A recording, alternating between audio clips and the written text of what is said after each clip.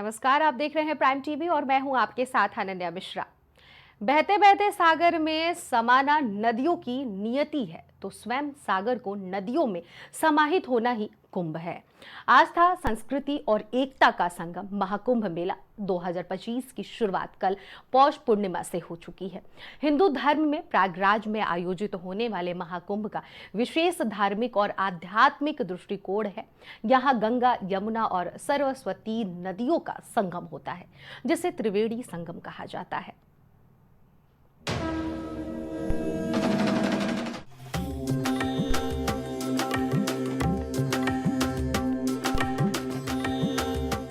कुंभ मेले की पौराणिक कथा समुद्र मंथन से जुड़ी है। कुंभ 4 प्रकार के होते हैं: कुंभ मेला, अर्ध कुंभ, पूर्ण कुंभ और महाकुंभ। कहा जाता है कि समुद्र मंथन से निकले अमृत की बूंदें जिन 4 जगहों पर पड़ी थी, वो प्रयागराज, नासिक, उज्जैन और हरिद्वार थे। वहां कुंभ मेले का आयोजन किया जाता है। इन पवित्र स्थलों पर होने वाले महापर्व का साधु संतों और श्रद्धालुओं को बेसब्री से इंतजार होता है।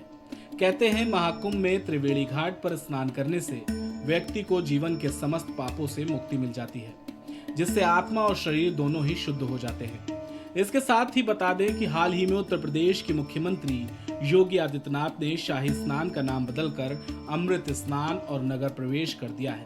बता दें, महाकुंभ मेला 26 फरवरी तक लगा रहेगा। 12 साल में प्रयागराज में पूर्ण कुंभ का आयोजन होता है। यहाँ आखिरी पूर्ण कुंभ 2013 में लगा था और अब 2025 में महाकुंभ का आयोजन होने जा रहा है।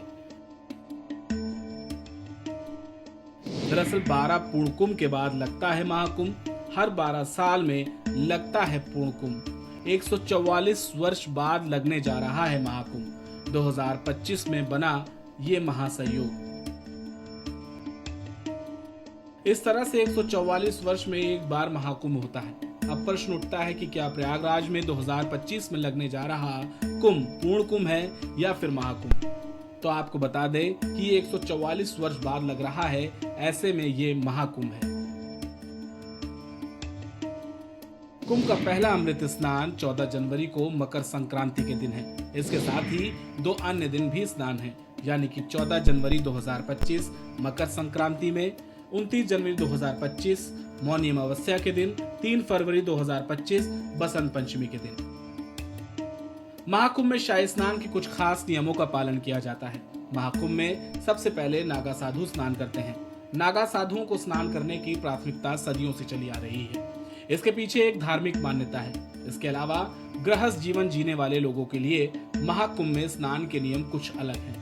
गृहस्थ लोगों को नागा साधुओं के बाद ही संगम में स्नान करना चाहिए। स्नान करते समय 5 डुबकी जरूर लगाएं, तभी स्नान पूरा माना जाता है। स्नान के समय साबुन या शैम्पू का इस्तेमाल ना करें, क्योंकि इसे पवित्र जल को अशुद्ध करने वाला माना जाता है। अमृत स्नान दान के बाद बड़े हनुमान और नाग वासुकी का दर्शन करना जरूरी होता है। मान्यता है कि शाही स्नान के बाद इन दोनों में से किसी एक मंदिर के दर्शन करने से महाकुंभ की धार्मिक यात्रा अधूरी मानी जाती है। मकर संक्रांति पर स्नान और दान करने का विशेष महत्व होता है। इस दिन बिना गंगा स्नान और दान के मकर संक्रांति का पूरा लाभ नहीं मिल पाता। मकर संक्रांति पर सुबह सुबह स्नान करने के विशेष महत्व होते हैं। इस वर्ष मकर संक्रांति का पर्व मंगलवार यानी 14 जनवरी को मनाया जा रहा है। सूर्यदेव इस दिन धनु से मकर राशि में सुबह 9:03 पर प्रवेश करेंगे। पुण्य काल मुहूर्त सुबह 8:40 से लेकर दोपहर 12:30 तक रहेगा। पुण्य काल के मुहूर्त में गंगा स्नान और दान करने का विशेष महत्व होता है। महापुण्य काल का मुहूर्त सुबह 8:40 से 9:04 तक रहेगा। सूर्य के मकर राशि में प्रवेश काल के समय जब सभी देवों के दिन का शुभारंभ होता है, तो तीनों लोकों में प्रतिष्ठित गंगा, यमुना और सरस्वती के पावन संगम तट त्रिवेणी पर 60,000 तीर्थ और 60 करोड़ नदियां, सभी देवी देवता, यक्ष, गंधर्व, नाग, किन्नर आदि तीर्थराज प्रयाग में एकत्रित होकर गंगा, यमुना, सरस्वती के पावन संगम तट पर स्नान, जप, तप और दान पुण्य कर अपना जीवन धन्य करते हैं। तभी इसे तीर्थों का कुंभ भी कहा जाता है। Output desk, prime TV. आज से महाकुंभ का आगाज हो चुका है। महाकुंभ के पहले दिन लाखों श्रद्धालु स्नान कर चुके हैं। उम्मीद है कि महाकुंभ के पहले दिन करीब 1 करोड़ लोग गंगा में डुबकी लगाए हैं। संगम किनारे चारों तरफ सनातन धर्म की छटा बिखरी हुई है। हर किसी की जुबान पर राम का नाम और हर हर महादेव का उद्घोष हो रहा है। हालांकि पहला शाही स्नान 14 जनवरी को है। महाकुंभ 26 फरवरी तक चलेगा। पौष पूर्णिमा के स्नान के साथ महाकुंभ मेले में कल्पवास भी प्रारंभ हो जाएगा। 2025 के इस महाकुंभ में 40 से 45 करोड़ श्रद्धालुओं के प्रयागराज आने का अनुमान है, जो गंगा, यमुना और सरस्वती के पवित्र संगम में अमृत स्नान करेंगे। के भव्य दिव्य कुंभ की तैयारियों से और योगी आदित्यनाथ ने जिस तरह कुंभ की व्यवस्थाएं की हैं, उत्तर प्रदेश सरकार ने की हैं, उससे विपक्ष बौखला गया। समाजवादी पार्टी वहां पर मुलायम सिंह की प्रतिमा लगाने लग गई है और कांग्रेस इस तरह की अनर्गल बयानबाजी कर रही है। मुझे लगता है कि विपक्षी पार्टियां कुंभ की भव्य व्यवस्था देखकर और जिस तरह पूरे हिंदुस्तान और विश्व से लोग आ रहे हैं उसमें आस्था की डुबकी लगाने, उससे विचलित हैं और ये घबराहट में इस तरह के बेतुके बयान जारी हो रहे हैं। निषाद समाज को लेकर उन्होंने कहा है कि उनका अपमान हो रहा है। मुझे लगता है कांग्रेस उत्तर प्रदेश में 32-33 साल से अपने अस्तित्व के संकट से जूझ रही है। उनके पास इतने कार्यकर्ता नहीं बचे कि उन्हें पता हो कि प्रयागराज में महाकुंभ मेला जो प्रयागराज में लगा हुआ है, ये कोई पहली बार नहीं हो रहा है। इसको शुरुआत करने की ही सोच इतनी दिव्य थी कि जिसमें ये इस विचारधारा से कि अलग प्रांतों के लोग, अलग अलग धार्मिक स्थलों के लोग एकजुट हो करके एक जगह आ करके एक छत के नीचे श्रद्धा के साथ, श्रद्धा पूर्वक स्नान करेंगे और एक दूसरे से सबकी मुलाकात होगी, वार्तालाप होगी। तो एक आस्था का प्रतीक माना गया इसको।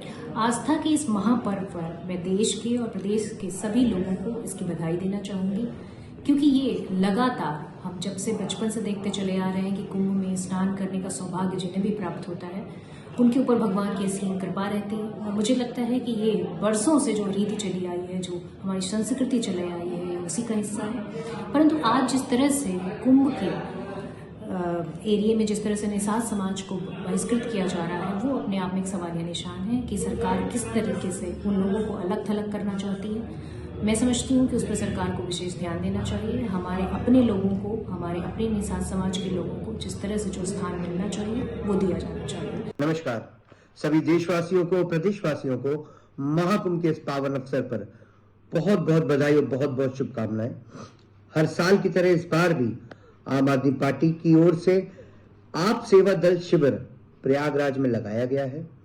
आप आम आदमी पार्टी की ओर से हाथ जोड़ के करबद्ध प्रार्थना है कि इस बार भी हम लोगों को सेवा का मौका जरूर से जरूर दें। आप सेवा दल शिविर ये मौजूद है सेक्टर नंबर 13 हर्षवर्धन मार्ग पश्चिम पट्टी पर लगा हुआ है। मैं एक बार फिर आम आदमी पार्टी परिवार की ओर से सभी देशवासियों को, प्रदेशवासियों को महाकुंभ के इस पावन अवसर पे हृदय की गहराइयों से शुभकामनाएं देता हूं। नमस्कार। अहम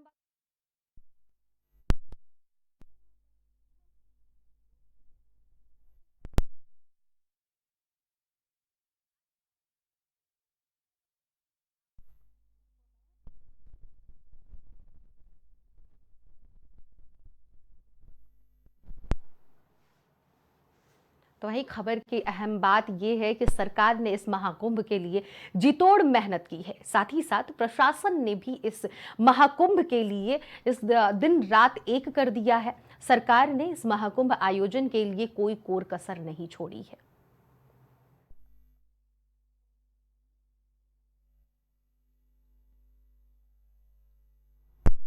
महाकुंभ का शुभारंभ हो चुका है और पौष पूर्णिमा पर आज पहला स्नान हुआ है।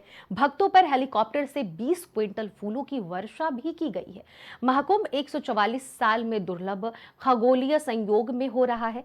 देश के कोने कोने से भक्त प्रयागराज आए हैं। भीड़ इतनी ज्यादा है कि 3700 लोग अपनों से बिछड़ गए हैं। बाद में खोया पाया केंद्र से अनाउंसमेंट कर ज्यादातर लोगों को उनके परिवार वालों से मिलवाया गया। हेलीकॉप्टर और एनएसजी कमांडो महाकुंभ में आए लोगों पर नजर रख रहे हैं। विदेशी श्रद्धालु भी बड़ी तादाद में कुंभ में स्नान करने पहुंचे। प्रशासन के मुताबिक जर्मनी, ब्राजील, रूस समेत 20 देशों से भक्त पहुंचे हैं। आज से ही श्रद्धालु 45 दिन का कल्पवास शुरू करेंगे। मेरा नाम एलेक्स है। मैं ऑस्ट्रेलिया से आया हूं। मैं पिछले 4 हफ्तों से भारत में घूम रहा हूं। मैं यहाँ महाकुंभ मेले में आया हूं। ये अविश्वसनीय है और मैंने अपने जीवन में ऐसा कुछ भी नहीं देखा। बहुत सारे लोग हैं और मैं सीएम योगी का बहुत आभारी हूं उन शानदार चीजों के लिए जो उन्होंने किया है।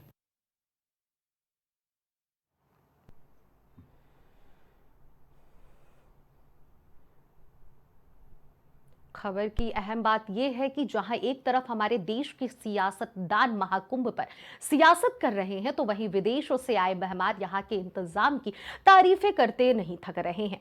आज करोड़ों श्रद्धालुओं ने आस्था की डुबकी लगाई और सभी ने सीएम योगी आदित्यनाथ सरकार की तारीफ भी की है।